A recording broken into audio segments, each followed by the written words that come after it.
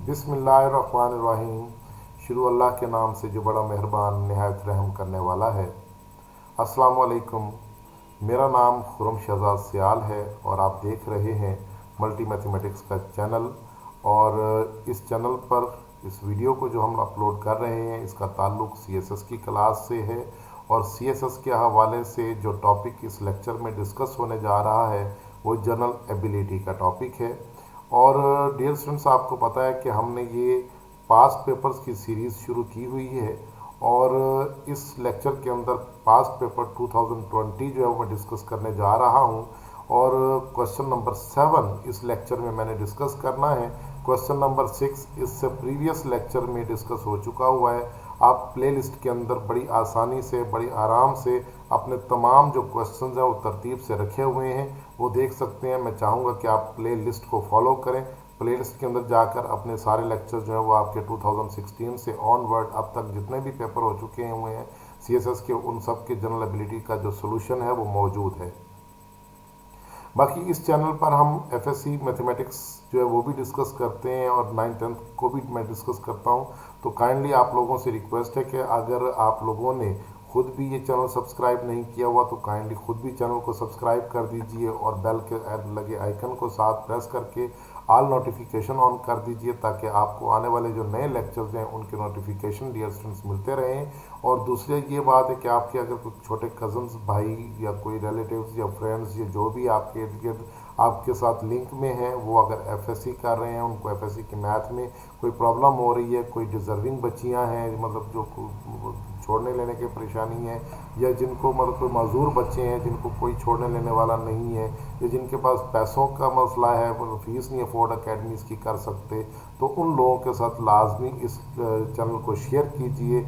और बिलखसूस ये जो CSS के लेक्चर हैं ये अगर आप अपनी फेसबुक पे लगाएंगे तो उससे मुझे खुशी होगी, क्योंकि आपके जो और फ्रेंड्स हैं वो भी देख लेंगे। तो काइंडली दूसरों के लिए हेल्प कीजिए, हसद ना करें, जेलसी नहीं रखनी, दूसरों के लिए हेल्प का जो एक आंसर है वो पूरा करना है। तो इंशाअल्लाह हो सकता है कि आज आप किसी के साथ कोऑपरेट करें, कल आपको उसका अजर जो है वो अल्लाह पाक अता फरमाए। तो मेरा ख्याल है कि आपको ये चीज़ें जो है वो आगे शेयर करनी चाहिए। तो CSS का ताल्लुक़ चूँकि पाकिस्तान से है तो इसलिए मैंने यहाँ पे पाकिस्तान का जो वर्ड है वो भी लिख दिया है ताकि हमें जो है वो समझने में आसानी हो। तो डियर स्टूडेंट्स, चलते हैं जी अपने लेक्चर की जानिब और देखते हैं कि इस क्वेश्चन नंबर 7 के अंदर A to D पार्ट जो है वो किस चीज़ से रिलेटेड है और क्या चीज़ उसने हमसे पूछी है। तो 2020 का जो पेपर है वो कंपैरेटिवली डिफ़िकल्ट था बाकी जो प्रीवियस पेपर थे। तो मैं ये अंदाज़ा लगा रहा हूँ कि जैसे जैसे 2016 का पेपर बहुत ईजी था, उसके बाद 2017 का जो पेपर था थोड़ा सा टफ हो गया, लाइट सा उसने मतलब टफ का आंसर ज़्यादा डाल दिया। तो जैसे जैसे हमारा सफ़र आगे बढ़ रहा है, हम आगे चल रहे हैं, तो मैं ये समझ रहा हूँ कि मतलब क्वेश्चंस जो हैं वो टफ होते चले जा रहे हैं। तो 2021 अभी 2016 से बहुत दूर नहीं जाने लगा, 2022 अभी बहुत दूर नहीं जाने लगा। अभी फ़िलहाल 1-2 साल हैं अभी मतलब आसान होने के पेपर। तो उम्मीद है कि आप लोग जो है वो बड़े आसानी से उनको क्लियर कर जाएंगे, उनके लिए कोई इतना बड़ा टेंशन लेने वाली बात नहीं है। तो जनरल एबिलिटी तो वैसे भी बहुत आसान है, इसको तो वैसे भी आपने प्रेशर में नहीं लेना। तो देखते हैं जी जनरल एबिलिटी के हवाले से हमारे पास जो क्वेश्चन नंबर 7 का A पार्ट है वो क्या है।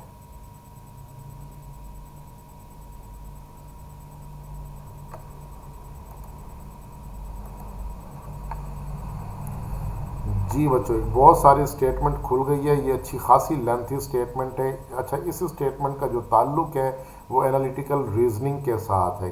ठीक है जी, एनालिटिकल रीजनिंग और लॉजिकल रीजनिंग भी जनरल मैथ के अंदर या जनरल एबिलिटी के अंदर शामिल कर ली जाती है। तो यहाँ पे डियर स्टूडेंट्स मेरे पास लिखा हुआ है कि Mushtaq, Parvez, Ehsan, Umair and Salim are friends having different heights and weights. यानी इन 5 लोगों के जो हाइट्स हैं वो और वेट्स हैं वो क्या हैं, डिफरेंट हैं। ठीक है, इसके बाद आपको कहा गया है कि Mushtaq weighs 4 times as much as Parvez. अच्छा, यहाँ पर ये जो फिक्रे लिखे हुए हैं ना, सेंटेंसेस लिखे हुए हैं, इनको आपने समझकर पहले आपने कंडीशंस बनानी है। अगर आप कंडीशंस बनाने में कामयाब हो गए ना तो फिर जितनी चीज़ें वो आपसे, मैंने यहाँ पे पर्पल कलर में लिखी हुई हैं, जितनी चीज़ें उसने वो आपसे पूछी हैं वो आप बड़ी आसानी से कैलकुलेट कर लेंगे। लेट्स सपोज कि मतलब आपको ये सिर्फ इक्वेशंस बनानी आनी चाहिए। तो पहली बात उसने लिखी है कि जी हमारे पास मुश्ताक का जो वज़न है वो परवेज़ के वज़न का 4 टाइम्स है, यानी m जो है वो 4p के बराबर है, सिंपल सी बात है। And Parvez weighs double than Ehsan, और परवेज़ का जो वेट है वो एहसान का डबल है, यानी p is equal to 2e है। एहसान को अगर मैं e कह दूं तो 2e है। तो उसके बाद हमारे पास लिखा हुआ है Ehsan weighs half as much as Umair. Ehsan का जो वेट है उमैर का हाफ है, यानी यू को अगर 2 से डिवाइड करें तो एहसान का वेट बनता है। तो ये बात हो गई। और Umair weight half as much as Salim, और उमैर का जो वज़न है वो सलीम के वज़न का हाफ है। तो बच्चों यहाँ पे डियर स्टूडेंट्स आप लोगों को क्वेश्चन पढ़ के अगर आप जज करने की कोशिश करेंगे ना तो बाय गॉड कभी भी जज नहीं कर पाएंगे, कभी भी आपको अंदाज़ा नहीं होगा कि इसका जो आंसर है वो क्या हो सकता है। उसने जो पूछा हुआ है who is the heaviest among 5 friends, तो इसका मतलब है हम कभी भी ये एस्टिमेट नहीं कर सकते कि मतलब कौन हैवीएस्ट है, ठीक है। तो उसके बाद कौन सेकंड हैवीएस्ट है, फिर उसके बाद लोएस्ट वेट किसका है, इक्वल वेट किसके हैं, और उसके बाद मेंशन द डिसेंडिंग ऑर्डर। आपने डिसेंडिंग ऑर्डर भी मेंशन करना है। जब तक हमें वजन ही नहीं पता होंगे तो डिसेंडिंग क्या और असेंडिंग क्या हम तो कैलकुलेट ही नहीं कर पाएंगे। तो इसके लिए डियर स्टूडेंट्स मैंने यहाँ पर आंसर के अंदर लिखा हुआ है कि सबसे पहले हम इक्वेशंस बना लेते हैं। देखिए यहाँ पे जो उसने इक्वेशंस दी हैं उनको मैंने इस्तेमाल किया। उसने कहा जी Mushtaq weighs 4 times as much as Parvez, तो मैंने मुश्ताक को m से और परवेज़ को p से ज़ाहिर कर लिया, तो m जो है वो 4p के बराबर हो गया। ओके, ये मैंने पहली जो फर्स्ट सेंटेंस था उसको मैथमेटिक्स की फॉर्म में लिख दिया। उसके बाद जो सेकंड सेंटेंस था कि परवेज़ का जो वज़न है वो एहसान के वज़न का डबल है, तो p is equal to 2 into Ehsan कर लिया। उसके बाद उसने कहा जी ई का जो वज़न है, ई का जो वेट है वो यू का हाफ है, तो मैंने हाफ कर लिया। उसके बाद यू का जो वेट है वो हमारे पास सलीम का हाफ है। तो डियर स्टूडेंट्स यहाँ पे उमैर का जो वेट है वो सलीम का क्या है, हमारे पास हाफ है। तो अब मैंने ये जितने सेंटेंसेस हमें गिवन थे उन सब के अकॉर्डिंग मैंने ये 4 इक्वेशंस जो है वो बना ली हैं। अब यहाँ से चलते हैं जी आगे, अगली स्लाइड पर देखते हैं। यहाँ पे मेरे पास सफ़ेद चौके ख़त्म हो गए, तो इसलिए मैं अगले क्वेश्चन के ऊपर अगले स्लाइड के ऊपर ये बात डिस्कस करूँगा कि हमने क्या करना है। बाकी आपने ये जो 5 सेंटेंसेज है ना इनको आपने ज़रा जहन में रखना है कि मतलब उसने हमसे पूछे क्या क्या है। पहला सवाल उसने पूछा कि हैवीएस्ट वेट किसका है, सेकंड हैवीएस्ट कौन सा है, लोएस्ट वेट कौन सा है, इक्वल कौन से और डिसेंडिंग ऑर्डर। ये 5 चीज़ें हमने अगली स्लाइड पे बतानी है।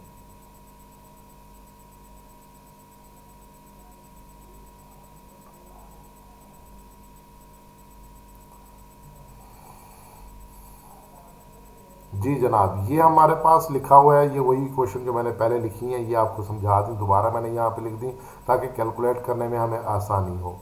अच्छा, इसके बाद आपने ना लेट करनी है कोई एक वैल्यू, आपकी मर्जी, आप जो मर्जी वैल्यू लेट कर लें। मैंने यहाँ पे एस की वैल्यू लेट कर ली है क्योंकि एस से हम बैक होते हुए एम की तरफ जाएंगे, यानी यूँ चलेंगे हम, तो इसलिए मैंने यहाँ पे सबसे पहले जो वैल्यू फ़र्ज कर ली है वो एस की वैल्यू फ़र्ज कर ली है। और वो वैल्यू कितनी फ़र्ज कर ली है वो मैंने 20 एज्यूम कर ली है। आप इसको 30 भी कर सकते हैं, 15 भी कर सकते हैं, 10 भी कर सकते हैं, कोई ना कोई वैल्यू बार हमें एज्यूम करनी पड़ेगी। तो अब यहाँ पे मैंने एज्यूम कर लिया एस को 20, तो एस को जब मैंने 20 पुट किया यहाँ पे तो यू की वैल्यू कितनी हो जाएगी, 10 हो जाएगी। अच्छा, u की वैल्यू अगर आप यहाँ पे इसी क्वेश्चन के अंदर आप पुट करेंगे u की वैल्यू, तो 10 को 2 से डिवाइड करेंगे 5, e का आंसर आ जाएगा 5। अब 5 यहाँ पे पुट करेंगे e की जगह पे, इस जगह पे, तो e की जगह पे आप पुट करेंगे 5, तो p की वैल्यू हो जाएगी हमारे पास 10। अब इसके बाद m की वैल्यू क्या होगी, तो p की वैल्यू 10 आपने यहाँ पर रिप्लेस करनी है, तो m की वैल्यू हो जाएगी हमारे पास 40। तो बच्चों अब आपके पास सबका वेट आ चुका। अब आपको बड़ी आसानी से ये पता चल जाएगा कि कौन सा, सबसे पहला सवाल था हमारा हु इज़ द हैवीएस्ट, तो इसका मतलब है मुश्ताक जो है वो हैवीएस्ट है। तो यहाँ पे पहला जो सेंटेंस आ गया, पहले सवाल का जवाब आ गया कि Mushtaq is heaviest, come simple. उसके बाद दूसरा जो क्वेश्चन था वो था कि हु इज़ सेकंड हैवीएस्ट, तो सेकंड हैवीएस्ट हमारे पास कौन है जी, एस है जी हमारे पास, सलीम जो है वो सेकंड हैवीएस्ट है क्योंकि उसका वेट इस वक्त 20 बना हुआ है। अब इसके बाद हमारे पास था जी इक्वल कौन से वेट हैं, ले जी इक्वल के हवाले से, यानी सॉरी लोएस्ट था, तीसरा सवाल था कि लोएस्ट वेट किसका है, तो एहसान जो है इसका सबसे लोएस्ट वेट है, ये 5 kg का बना हुआ है। और इसके बाद हमारे पास दो इक्वल वेट के कौन कौन से हैं जी, उमैर और परवेज का वेट जो है वो क्या है, इक्वल है। लो जी, ये पहले 4 सवालों के जवाब मैंने लिख दिए। उसके बाद आखिरी सवाल का जो आंसर था वो क्या था कि इनको डिसेंडिंग ऑर्डर में लिखना है, यानी बड़ी वैल्यू से छोटी वैल्यू की तरफ जाना है। तो मुश्ताक के बाद सलीम है, सलीम के बाद परवेज़ है, परवेज़ और उमैर दोनों इक्वल हैं, और उमैर से छोटा जो है वो कम वेट जो है वो एहसान का है। तो इस तरह से मैंने ये डिसेंडिंग ऑर्डर जो है ये बना दिया। तो उम्मीद है कि आपको ये क्वेश्चन बहुत अच्छे तरीके से क्लियर हो गया होगा। ये ज़रा टेक्निकल क्वेश्चन था, ये ऐसे ही किए इसने 2020 के हर सवाल के अंदर। उसने जो ए पार्ट है ना वो बड़ा टफ दिया है, आगे के जो पार्ट्स हैं ना वो बड़े आसान दिए हैं। तो अब देखते हैं कि हमारे पास इस क्वेश्चन नंबर 7 का जो बी पार्ट है वो कौन सा है।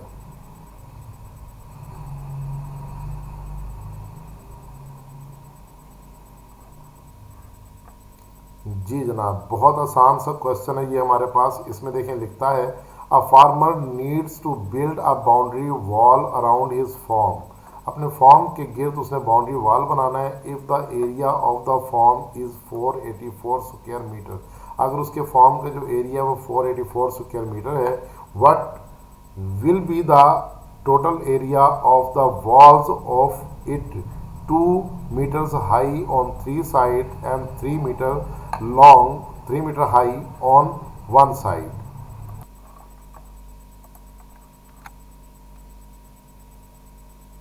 जी जनाब, इसका आंसर देखते हैं कि इसका आंसर हमारे पास क्या है। और आंसर में हमारे पास लिखा हुआ है area of farm is equal to 484।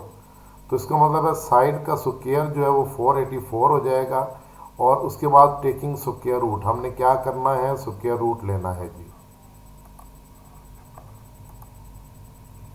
जी जनाब, इसका बहुत साइड स्क्वायर लेना है, क्योंकि ये हमारे पास ना बच्चों स्क्वायर प्लॉट है, और ये स्क्वायर प्लॉट का जो एरिया दिया हुआ है ना उसने वो हमें दिया हुआ है 484। तो इसका मतलब जब स्क्वायर होता है ना तो हम यहाँ पर लिखते हैं side square is equal to 484।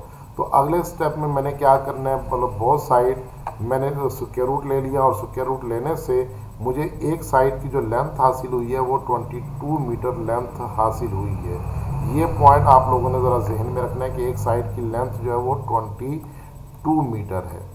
अब यहाँ से आगे वो लिखता है जी, height of wall in 3 side. 3 side की जो वॉल है उसकी हाइट कितनी है, 2 मीटर है। तो इसका मतलब ये हुआ कि हमारे पास एरिया ऑफ वन वॉल कितना होगा, 22 मीटर मल्टीप्लाइड बाय 2। अब एक साइड की जो दीवार है, देखिए मैं इस साइड की दीवार जनरेट करने लगा हूँ। ये इस साइड की जो दीवार है इसकी हाइट है हमारे पास 2 मीटर, और इसकी जो विड्थ है वो हमारे पास है 22 मीटर। तो इसका मतलब है 22 को अगर मैं 2 से मल्टीप्लाई कर दूं तो मेरे पास इस दीवार का जो ये टोटल एरिया है ये डियर स्टूडेंट्स कैलकुलेट हो जाएगा, ये वाला एरिया। इसी तरीके से ये दीवार 3 साइडों पे है, तो 3 साइडों की दीवार का एरिया हमारा टोटल हो जाएगा मल्टीप्लाई, और इसको हम ऐड कर देंगे। यानी ये एक मिसाल के तौर पे ये एक साइड का एरिया आ गया, एरिया ऑफ वन वॉल वो कितना हो गया, 44। तो अब इस तरह की हमारे पास 3 वॉल्स हैं। Area of 3 walls is equal to 3 multiplied by 44। तो इसको हल करेंगे 132 स्क्वायर मीटर, यानी तीनों साइड की जो वॉल है उसका एरिया हमारे पास ये कैलकुलेट हो गया। 3 साइड्स का एरिया कैलकुलेट हो गया जिनकी हाइट 2 मीटर थी। अब एक साइड की जो वॉल है ना इस प्लाट के अंदर, उसकी जो हाइट है वो सबसे ज़्यादा है, वो 3 मीटर है। तो इसका मतलब है उसकी हाइट 3 मीटर है, और उसकी जो विड्थ है वो कितनी है, देखिएगा 22 मीटर। तो 22 को 3 से मल्टीप्लाई करेंगे तो फोर्थ वॉल जो है उसकी एरिया कैलकुलेट होगा। तो उसकी हाइट 3 मीटर है, और इस तरह से लिखा हुआ है कि area of wall in 4 side is 22 multiplied by 3 is equal to 66 square metre. अब हमें चारों जो वॉल्स हैं उनका एरिया क्या करना है जी, ऐड करना है। तो चारों वॉल्स का एरिया हम ऐड कर देंगे, बल्कि ऐड नहीं करेंगे, हमें यहाँ पे ये करना है कि 3 वॉल्स का तो एरिया हो गया ना 44। तो 3 वॉल्स का एरिया हो गया हमारे पास 132। तो ये हो जाएगा डियर स्टूडेंट्स 132 और 66, इन दोनों को ऐड करेंगे 198 स्क्वायर मीटर्स जो है वो चारों वॉल्स जो है उनका जो एरिया बनेगा वो कैलकुलेट हो जाएगा। तो मेरा ख्याल है कि ये क्वेश्चन आसान था कंपैरेटिवली बी पार्ट के। बी पार्ट भी इजी था, वो इतना मुश्किल नहीं था, लेकिन ये बहरहाल ज़्यादा इजी था। आपको सिर्फ सेंस बनानी है कि हमने करना किस तरह से सॉल्व है। तो उम्मीद है कि ये आपको बड़ी अच्छी तरह से बात क्लियर हो गई होगी। अब चलते हैं हम इसके नेक्स्ट पार्ट पे, सी पार्ट पे, देखते हैं कि सी पार्ट में उसने क्या किया है।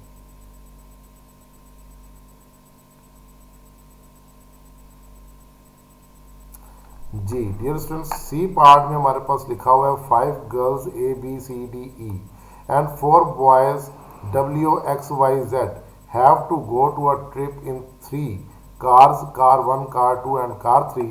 The following restrictions for the sitting in car are to be observed. अब उसने यहाँ पे कंडीशन दी हुई है, तो ये हमारा जो क्वेश्चन है ना, इसका ताल्लुक डियर स्टूडेंट्स एनालिटिकल रीजनिंग से है। तो एनालिटिकल रीजनिंग के हवाले से हमने इस पर बात करनी है कि इसमें क्या चीज़ वो डिस्कस करने जा रहा है और आपने क्या बताना है इसमें। तो सबसे पहले वो लिखता है कि जी only 3 persons can sit in 1 car, यानी एक कार के अंदर 3 लोग बैठेंगे। मैंने यहाँ पे 3 कारें बना ली हैं, ये एक कार है, ये दूसरी कार है और ये तीसरी कार है। आप इनको रेक्टेंगल ना समझिए बच्चों, ये कारें हैं बनी हुई। तो ये कार है भाई हमारे पास ABC, ये 3 कारें मैंने बना ली। उसमें मैंने 3 लोगों को बिठाना है, 3 से ज़्यादा लोगों को नहीं बिठाना, ये उसने कंपल्शन लगा दी हुई है। तो अब वो लिखता है कि at least 1 boy and 1 girl must be in each car, यानी हर कार में एक लड़का और एक लड़की ज़रूर हो। ठीक है जी, मान लेते हैं भाई एक लड़का एक लड़की, ओके। तो हर कार के अंदर एक लड़का और एक लड़की जो है वो लाजमी होनी चाहिए। उसके बाद ये कि A and D should remain together. लें जी, A और D की जो है ना वो कोई होगा सिलसिला, ये दोनों बहुत गहरी दोस्त हैं, फ्रेंड्स हैं, ये दोनों गर्ल्स हैं तो बहुत गहरी दोस्त हैं, ये इकट्ठे ही रहना है जी, इन्होंने अलग नहीं होना, आपने इनको इकट्ठा ही रखना है। अच्छा, उसके बाद चौथी कंडीशन है Z can not sit with B। लें जी, Z के साथ है, Z का B के साथ है झगड़ा, ठीक है, तो B और C दोनों के साथ Z की बनती नहीं है, तो इसलिए दोनों से ये तीनों सेम कार में नहीं बैठ सकते, यानी Z के साथ B नहीं बैठ सकता और Z के साथ C भी नहीं बैठ सकता। Very good. उसके बाद है distribute boys and girls in 3 cars. तो अब आपने 3 कार्स के अंदर बॉयज़ और गर्ल्स को डिस्ट्रीब्यूट करना है। तो डियर स्टूडेंट्स, यहाँ पे सबसे पहले ना जिन पे कंपल्शन है ना हम वो लगा देते हैं, उनको लिख लेते हैं। तो उसने कहा जी A and D should remain together. तो मैंने यहाँ पे देखें सबसे पहले A और D को लिख दिया कि इन्होंने इकट्ठे बैठना है, ठीक है, इन पे कंडीशन थी तो ये मैंने इकट्ठे बिठा दिया कि A और D जो है ये दोनों गर्ल्स हैं, इन्होंने इकट्ठे बैठना है। और ये बात भी याद रहे कि ये दोनों जो हैं ये गर्ल्स हैं, इन्होंने इकट्ठे बैठना है, ठीक हो गया। उसके बाद Z can not sit with B और C। तो इसका मतलब है जिस कार में Z बैठा हुआ है उस कार से B और C का तो पता हटा दें, पता साफ कर दें। तो लो बच्चों, अब यहाँ से आगे चलते जी, नेक्स्ट हमने करना है कि Z B और C के साथ नहीं बैठता। तो इन 2 के ऊपर कंडीशन थी, तो ये 2 मैंने कंडीशन पहले फुलफिल कर ली, AD के ऊपर और Z के ऊपर। तो जनाब ये बात आप लोगों को पता लग गई कि AD को हमने इकट्ठा बिठा दिया और Z के साथ BC को चौंके नहीं बिठाना, तो इसलिए BC को मैंने दूसरी कार में इकट्ठा बिठा दिया है, ठीक है, क्योंकि Z के साथ ना B ने आना है और ना C ने आना है। तो ये बात तो हो गई क्लियर। अब देखना है मैंने दूसरी कंडीशंस को, कि मतलब मुझे 3 लोग बिठाने हैं हर कार के अंदर, और चलो जी 3 लोग वाली इतनी प्रॉब्लम तो नहीं है। अब मुझे बस बिठाना है कि एटलीस्ट 1 बॉय। तो इसका मतलब है कि Z हमारे पास है एक बॉय, तो ठीक है, एक कार के अंदर तो Z बैठा हुआ है, तो एक कार के अंदर आप X को बिठा दें, एक को W को बिठा दें। अच्छा, अब ये यहाँ पे बच्चों आप लोगों ने बात को अंडरस्टैंड करना है कि मैं अपनी मर्जी के मुताबिक इसको यहाँ पे X भी बिठा सकता हूँ और यहाँ पे W भी बिठा सकता हूँ। तो आप लोग इसमें कोई भी चेंजिंग कर सकते हैं, बशर्त ये कि ये वाली शर्तें वायलेट ना हो। ये जो 4 कंडीशंस उसने हमें दी हुई हैं, ये कंडीशंस बच्चों वायलेट ना हो। बाकी अब जैसे मर्जी इसकी सेटिंग करें, इसके अंदर बहुत सारी अरेंजमेंट्स बनती हैं, उसने यही मुझसे पूछा है, तो इसमें जितनी मैक्सिमम अरेंजमेंट्स आप बना सकते हैं आप बना लीजिए। मैंने आपको सिर्फ इसका कंसेप्ट क्लियर करने के लिए एक एग्जांपल जो है वो आपके सामने कोड की है, आप इसको ज़रा चेंज करते रहिएगा, इसकी प्रैक्टिस कीजिएगा। तो मैंने यहाँ पे क्या किया, Z को सेपरेट रख लिया, B और C को दूसरी कार में बिठा दिया, A और D को मैंने इकट्ठे करना था तो वो एक कार में बिठा दिया। अब बाकी हर कार के अंदर एक एक बॉय को भेजना ज़रूरी है, तो इसका मतलब है मैं W को एक कार में बिठा दूंगा, X को एक कार में बिठा दूंगा, कोई इशू नहीं। बाकी बच जाएगा हमारे पास एक बच्चा Y बच जाएगा, बॉय, और एक जो है ना वो ई गर्ल बच जाएगी। तो इनके ऊपर कोई कंपल्शन नहीं है, तो ई और वाई को मैंने इकट्ठे बिठा दी है, तो नो प्रॉब्लम एट ऑल। हमारी सारी शर्तें पूरी हो रही हैं। हर कार के अंदर एक एक बॉय भी बैठा हुआ है और हर कार के अंदर साथ साथ एक एक गर्ल भी बैठी हुई है, और उसके बाद Z के साथ BC भी नहीं बैठे हुए और AD भी इकट्ठे बैठे हुए हैं। तो इसका मतलब ये तमाम कंडीशंस को फुलफिल करते हुए आपने ये 5-6 रिलेशंस और बनते हैं, उनको आपने बनाने की कोशिश करनी है। मेरे पास चूँकि टाइम यहाँ पे शॉर्ट था तो इसलिए मैंने यहाँ पे सिंपल इतना सही बना लिया। तो आप इसकी बाकी के 4-5 केसेस जितने भी बनते हैं वो सारे बनाइए, उसकी प्रैक्टिस ज़रूर कीजिए। तो अब देखते हैं बच्चों हम इसका डी पार्ट। तो डी पार्ट में देखते हैं कि क्या कहता है।